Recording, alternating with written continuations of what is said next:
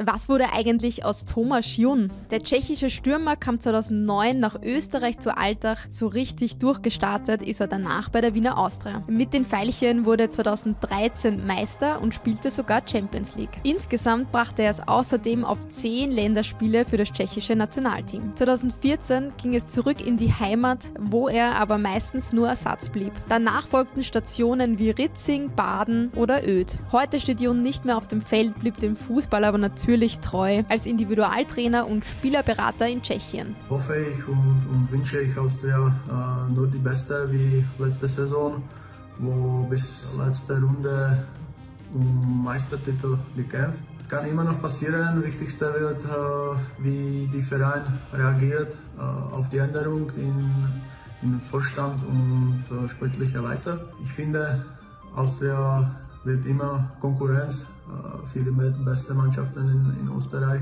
und hat sicher um Europaplatz, so Top 3, Top 4 zu sagen.